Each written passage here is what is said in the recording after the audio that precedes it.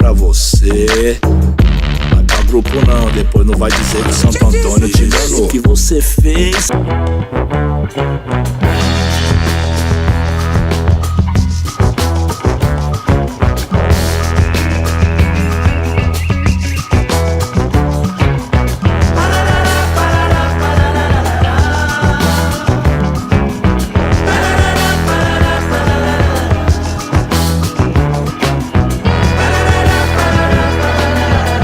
Esse texto tem mais de 20 anos, portanto, ele é anterior a tudo o que a gente tem visto no Brasil nos últimos anos, né?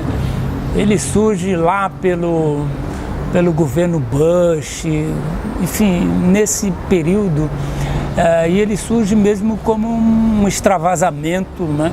Tendo em vista que houve um momento em que eu digo para mim mesmo, porra, mas essa sociedade brasileira é muito hipócrita, eu estou com o saco cheio dessa hipocrisia e eu vou escrever alguma coisa que eu consiga pelo menos esvaziar essas minhas inquietações, né?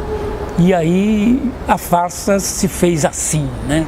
Se fez assim como um processo mesmo de despejo, de vômito intelectual, né?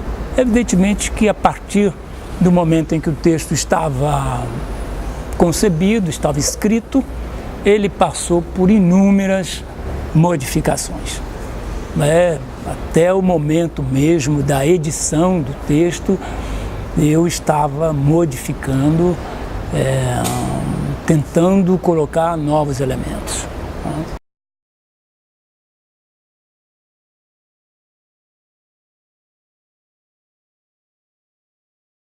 Seria um impacto, eu acho que interessante, porque, no meu modo de entender, esta é uma farsa do gênero farsa.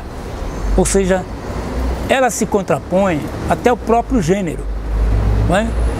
E eu creio que os elementos que ela traz são elementos perenes na sociedade brasileira. Eu creio que ela traz críticas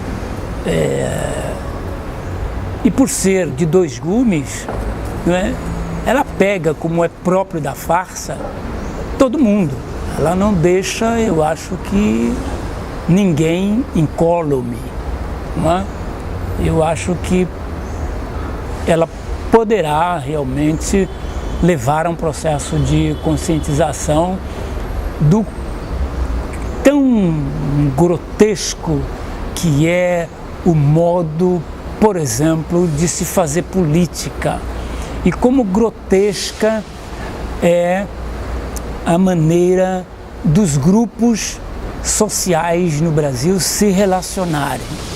Eu creio que essa farsa tem um potencial crítico nesse sentido, e acho que até mesmo os processos de tentativa de superação das dificuldades por meio dos movimentos sociais, eu acho que até isto passa por um processo de reflexão de que nós não podemos ser ingênuos com uma elite extremamente cruel e extremamente vaidosa que nós temos no Brasil.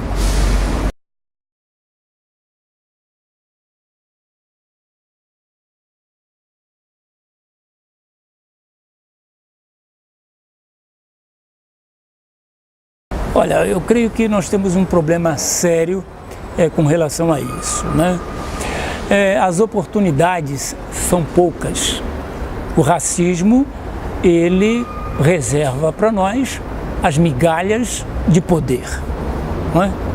Então, muitas pessoas se conformam com essas migalhas, ou seja, há um lugar de oportunidades muito restrito. E eu creio que o processo de cooptação é um processo previsível. Nós vimos no decorrer do movimento negro, desde a década de 70 até hoje, o deslocamento de vários militantes para comporem instâncias dos governos, não é? Essa composição foi importante porque trouxe alguns benefícios, mas, por outro lado, ela tirou a energia do movimento negro e tirou também a sua independência.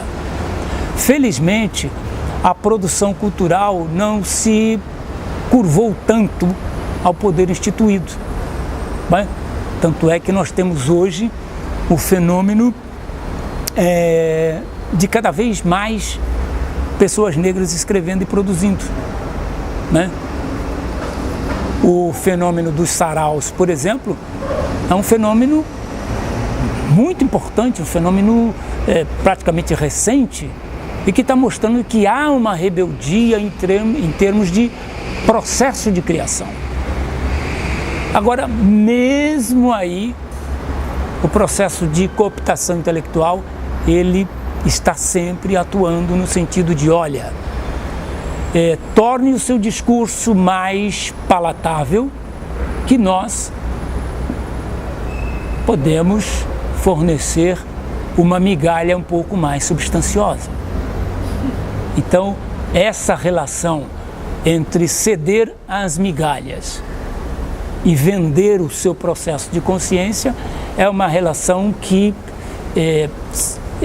vai existir sempre e que nós, os produtores, os criadores, nós temos que estar muito atentos a ela, porque o sistema instituído no Brasil tem a consciência de que no momento em que a população negra, em sua maioria, se conscientizar como negra, realmente nós vamos virar o jogo.